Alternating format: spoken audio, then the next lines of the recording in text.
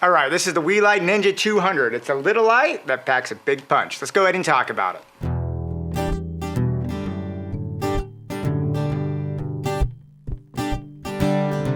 Today, as sets and shoots get faster and faster and the budgets get tighter, we're always finding ourselves needing to get something that lets us move fast and get great quality all jammed into one. And that means that our lights have to be powerful, efficient, and more importantly, they have to be able to be quick and fast to set up. Now, Weeylite recently contacted me and asked me if I'd be interested in taking a look at this. This is the Ninja 200 bicolor light that they had.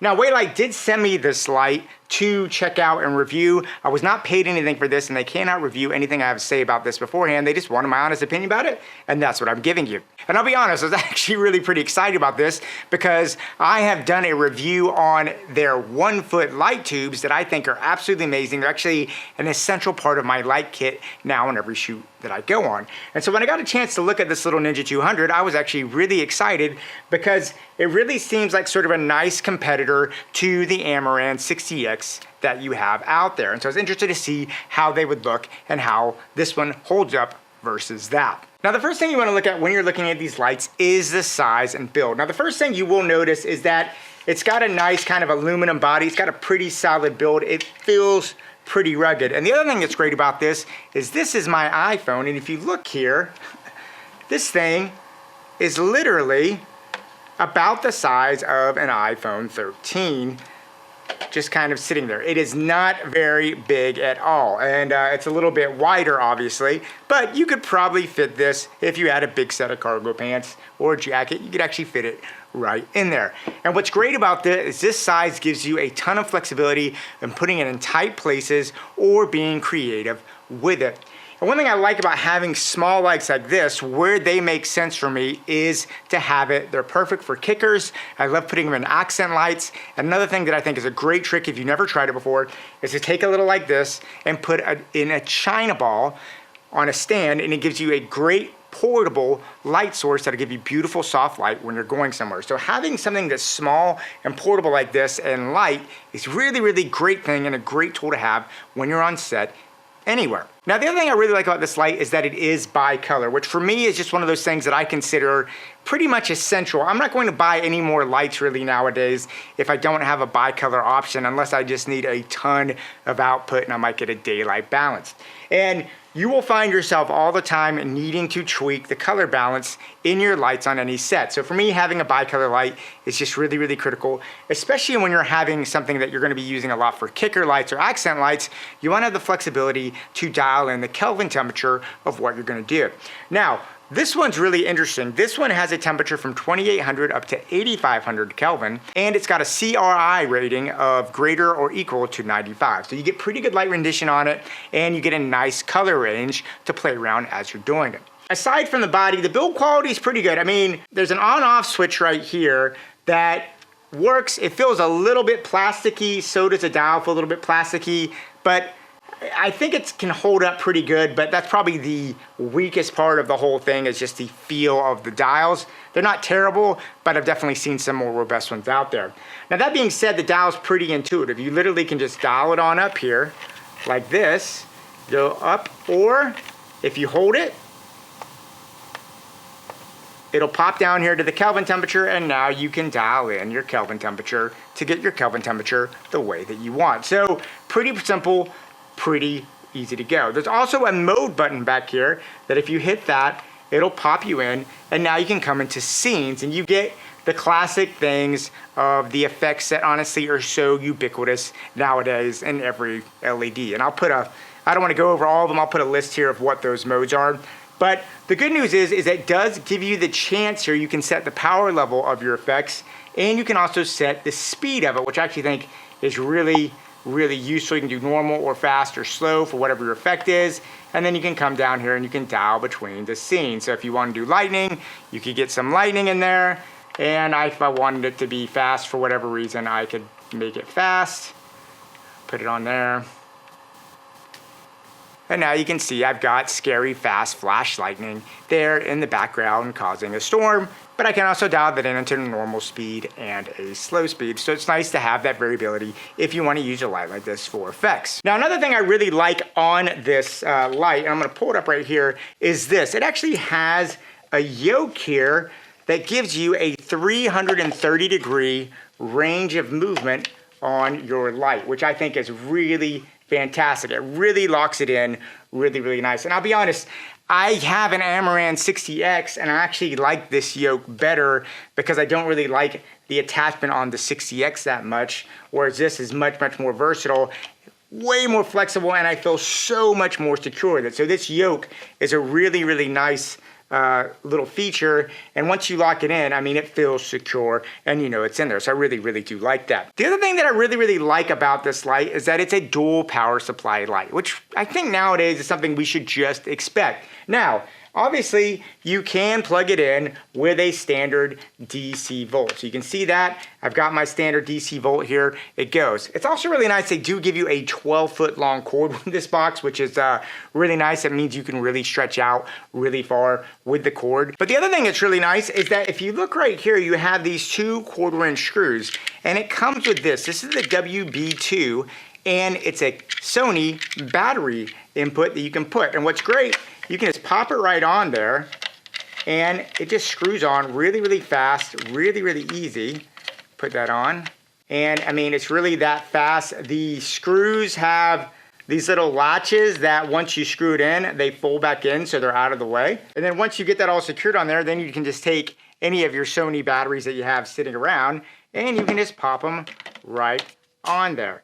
And what's really cool is right here, this thing actually has a little LED screen that lets you see what your battery indicator status is on your lights. And you just pop it right on and boom, there you go. You have your lights ready to go, battered up here with the batteries. If for some reason you don't want to have batteries and you know you're going to be using power, well, it's pretty easy. All you do is you can pop these things right off and then you can take off this thing just to have a more streamlined look to your light and you're good to go. And then once you get this thing on, this thing does have a really nice little punch for its size. It actually comes in at 70,400 lux at about a ½ meter away. And you can see here, it just completely blows me out if I put it pretty close. This thing is going to be more than sufficient if you're in a situation where you need this as a kicker. It's actually completely blinding me out right here. And just in case you're wondering just how powerful this light is, could it serve as a key light? What I'm gonna do, I'm gonna go and cut off all the lights in here and bounce it off the ceiling and show you